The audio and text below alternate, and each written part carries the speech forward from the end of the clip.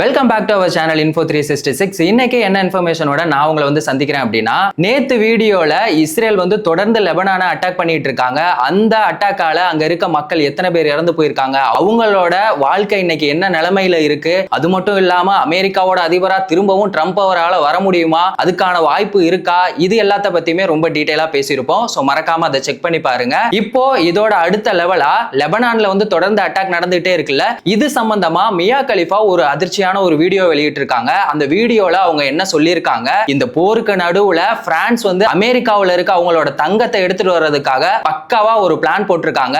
அது என்ன பிளான், லெபனானை தொடர்ந்து அட்டாக் பண்ணிட்டு இருக்கனால ஈரான் வந்து ஸ்ட்ரைட் ஆஃப் ஹார்மோஸை மூடிட்டாங்க. இப்போ திரும்பவும் ஸ்ட்ரைட் ஆஃப் ஹார்மோஸ் வந்து ஓபன் பண்ணிட்டாங்க. ஆனா அதுக்கு பயங்கரமான ரூல்ஸ் எல்லாம் வச்சிருக்காங்க. அது என்ன மாதிரியான ரூல்ஸ், இது எல்லாத்த பத்தியும் தான் இந்த வீடியோல ரொம்ப டீடைலா பேச போறோம். சோ வீடியோவை ஸ்கிப் பண்ணாம ஃபுல்லா பாருங்க.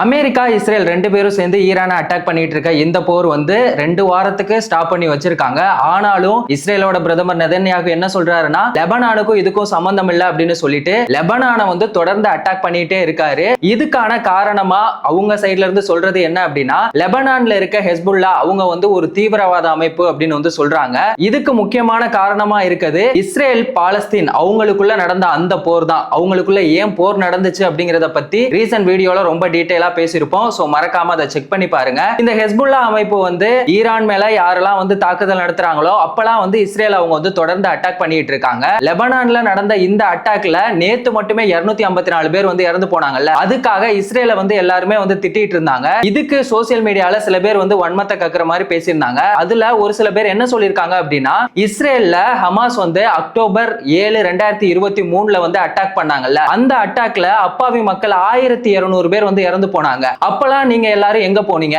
இப்ப வந்து ஃபீல் பண்ணிட்டு இருக்க நீங்க அப்போ எங்க போனீங்க அப்படிங்கிற ஒரு கேள்வியுமே கேட்டிருக்காங்க. ஆனா இதுவுமே ஒரு தப்பான ஒரு விஷயம் தானே. இந்த போருக்கு முக்கியமான காரணமா இருக்குது அந்த ஒரு சம்பவம் தான் அப்படின்னு சொல்லி இஸ்ரேலோட பிரதமர் நெதன்யாகு அவர்களுமே வந்து சொல்லியிருக்காங்க. அதனாலதான் இந்த ஒரு அட்டாக் வந்து நடந்துகிட்டு இருக்கு அப்படிங்கிறதையும் சொல்றாங்க. ஆனா இந்த ஹமாஸா இருக்கட்டும் இல்ல ஹெஸ்புல்லா, இந்த 2 அமைப்புகளுமே என்ன சொல்றாங்கன்னா, பாலஸ்தீனை நீங்க வந்து அட்டாக் பண்ணீங்க அப்படின்னா நாங்க வந்து உங்களை அட்டாக் பண்ணுவோம் அப்படின்னு சொல்றாங்க. நாங்க வந்து தீவிரவாத அமைப்பு கிடையாது, நாங்க ஒரு புரட்சிகரமான அமைப்பு அப்படின்னு அவங்க சைடுல இருந்து சொல்றாங்க. இந்த மாதிரி தான் இந்த ஒரு அட்டாக் அப்படிங்கிறது கண்டினியூவா நடந்துகிட்டே இருக்கு. இந்த போருக்கு நடுவுல இப்போ அமெரிக்காவுக்கு எதிராக பிரான்ஸ் வந்து பக்காவா ஒரு பிளான் போட்டிருக்காங்க. பிரான்ஸோட தங்கத்துல 5% அதாவது 129 டன் தங்கம் வந்து அமெரிக்காவோட நியூயார்க்ல இருக்க பெடரல் ரிசர்வ் பேங்க்ல தான் வந்து இருக்கு.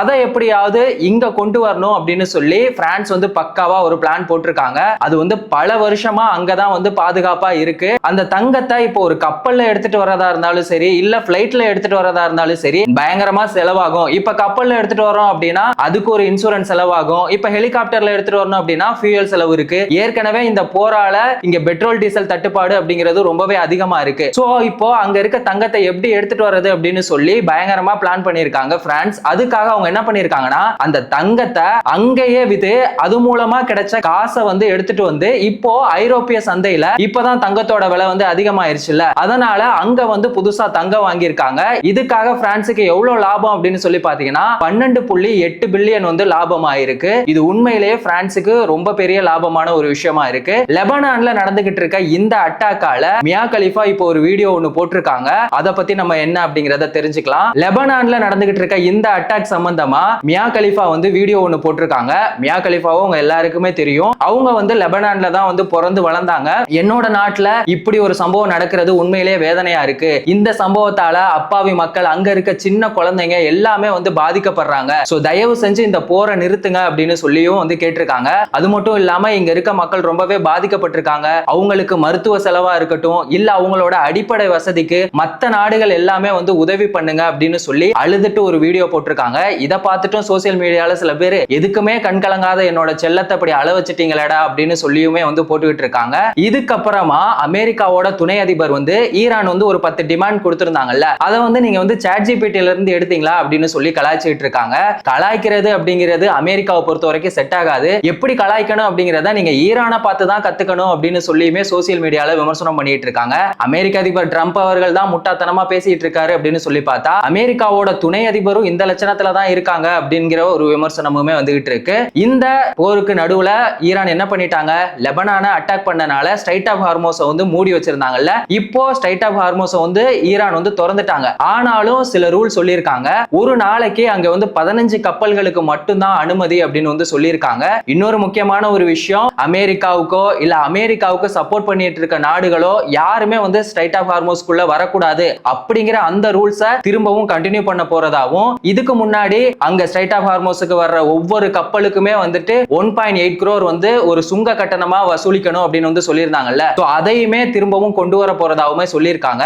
இதுக்கு அமெரிக்க அதிபர் ட்ரம்ப் அவர்கள் என்ன சொல்றாங்கன்னா, அந்த மாதிரி சுங்க கட்டணம் அந்த மாதிரிலாம் ஏதாவது வசூலிச்சீங்க அப்படின்னா இதுக்கப்புறமா இந்த போர் நிறுத்தம் அப்படிங்கிற வேலையே கிடையாது, ஈரான் அப்படிங்கிற ஒரு நகரத்தையே திரும்பவும் ஒண்ணுமில்லாம பண்ணிடுவோம் அப்படின்னு சொல்லி அமெரிக்க அதிபர் ட்ரம்ப் அவர்கள் வந்து சொல்லியிருக்காங்க. இந்த போர் எங்க போய் முடிய போகுதே அப்படின்னே தெரியல. ஃபைனலா ஒரு விஷயம், இஸ்ரேலோட சைடுல இருந்து ஹமாஸா இருக்கட்டும் இல்ல ஹெஸ்புல்லாவா இருக்கட்டும், ரெண்டுமே வந்து தீவிரவாத அமைப்பு அப்படின்னு சொல்லி சொல்றாங்க. உண்மையிலே அவங்க வந்து தீவிரவாத அமைப்பா? பிரான்ஸ் வந்து பக்காவா பிளான் போட்டு அமெரிக்காவுல இருந்து அவங்களோட தங்கத்தை வந்து இப்போ பிரான்ஸுக்கு எடுத்துட்டு வந்துட்டாங்க. அதுக்கான அந்த மாஸ்டர் பிளானை பத்தி நீங்க என்ன நினைக்கிறீங்க? ஸ்ட்ரைட் ஆஃப் ஹார்மோஸ்ல ஒரு நாளைக்கு 15 கப்பல் தான் அனுமதி அப்படின்னு ஈரான் சொன்னதை பத்தி உங்க கருத்து என்ன? இது எல்லாத்தையும் மறக்காம கமெண்ட் செக்ஷன்ல சொல்லுங்க. எந்த ஒரு இன்ஃபர்மேஷனா இருந்தாலும் அதை 10 நிமிஷத்துல தெரிஞ்சுக்கணும் அப்படின்னா நம்ம சேனலை மறக்காம சப்ஸ்கிரைப் பண்ணுங்க. உங்க ஃப்ரெண்ட்ஸுக்கும் ஷேர் பண்ணி சப்போர்ட் பண்ணுங்க. வேறொரு வீடியோல வேறொரு இன்ஃபர்மேஷன்ல திரும்பவும் சந்திக்கலாம்.